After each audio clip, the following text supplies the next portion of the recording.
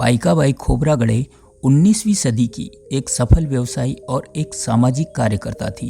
एक प्रतिभाशाली, साहसी, स्वतंत्र, दयालु और निडर पाइकाबाई का विवाह महाराष्ट्र में चंद्रपुर जिले के पोंभुर्णा नामक तहसील में रहने वाले भिवाजी बापू खोब्रागड़े से हुआ था। हालांकि भिवाजी बापू का पैतृक गांव गढ़चिरौली जिले में था, जहां पर खोब्रागड़ी नदी के किनारे रहने वाले परिवारों को खोब्रागड़े उपनाम मिला। ये लगभग वो दौर था जिस समय जातिगत भेदभाव अपनी चरम सीमा पर था, जहां पर अस्पृश्य समाज अपने एक टाइम खाने के लिए भी काफ़ी संघर्ष कर रहा था। देश पर अंग्रेजों का शासन भी प्रारंभ हो गया था। उस दौरान पाइकाबाई ने अपनी मेहनत और संघर्ष से अपने व्यवसाय को एक नई गति प्रदान की। अपने शुरुआती दौर में अपने ससुराल में पाइकाबाई आम के बागानों को किराए पर लिया करती थी और खुद ही उन बागीचों की देखभाल भी किया करती थी।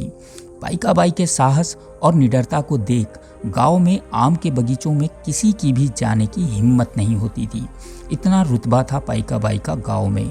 पाइकाबाई और भिवाजी बापू ने इस आम के व्यवसाय में काफ़ी पैसा कमाया। आगे जाकर पाइकाबाई और उनके पति भिवाजी बापू गांव छोड़कर चांदा चले गए, जो वर्तमान समय में चंद्रपुर नाम से जाना जाता है।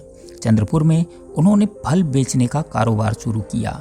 कुछ वर्षों के बाद उन्होंने आसपास के गांवों में जाकर वहां के फलों के बगीचे को खरीदने का काम किया और उन बगीचों से होने वाले फलों को वे बड़े पैमाने पर शहर ले जाकर बेचा करते थे।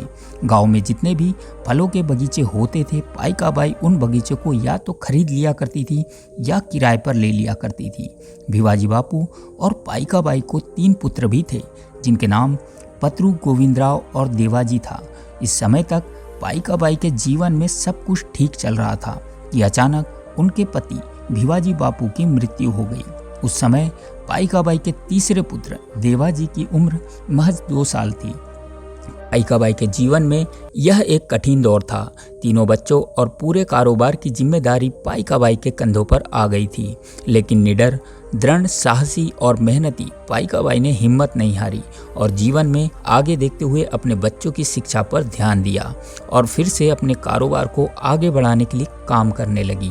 इसके बाद पाइकाबाई ने आम के पेड़ों से लेकर खरबूजे तक और तरबूज की खेती से लेकर इमली के बागों और बीजों तक अपनी मेहनत से अपने कारोबार को देश के कई अलग अलग राज्यों तक फैलाया।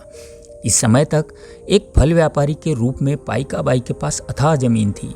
आगे खुदरा और थोक व्यवसाय कर पाइकाबाई ने अपने कारोबार को बढ़ाया। समय के साथ बच्चे भी बड़े हो गए थे और वे भी पाइकाबाई के साथ मिलकर फलों का कारोबार करने लगे। पाइकाबाई और उनके बच्चों की कड़ी मेहनत से उनका यह कारोबार तरक्की के ऊंचे पायदान पर पहुंच गया था। आगे उन्होंने लकड़ियों का बिजनेस शुरू किया और इस बिजनेस में भी वे सफल रहे, जहां पर मील में लकड़ियों के व्यवसाय के साथ साथ हजारों लोगों को भी मील में काम करने का अवसर मिला। देश के अलग अलग हिस्सों में उनका यह व्यवसाय चालू हो गया था और पाइकाबाई ने इससे खूब पैसा कमाया और कुछ समय के बाद उन्होंने सोने, चांदी और ज़मीन बेचने खरीदने का व्यवसाय किया और इस व्यवसाय से परिवार ने इतना पैसा कमाया कि 1930 में गांव में ये पहली फोर्ड कंपनी की कार लेकर आए। आगे जाकर पाइकाबाई के तीसरे पुत्र देवाजी ने बाबा साहेब के साथ चलने का काम किया और वे उनके मिशन से जुड़ गए। 3 नवंबर 1926 को अमरावती के आंबा देवी सत्याग्रह का नेतृत्व देवाजी ने ही किया था और डॉक्टर अंबेडकर के सुझाव पर देवाजी ने शिक्षा के लिए अपने बेटे को इंग्लैंड भेजा, जो कि आगे जाकर एक राजनीतिज्ञ, सामाजिक कार्यकर्ता और बैरिस्टर बने, जिन्हें राजा भाऊ खोब्रागड़े के नाम से जाना जाता है।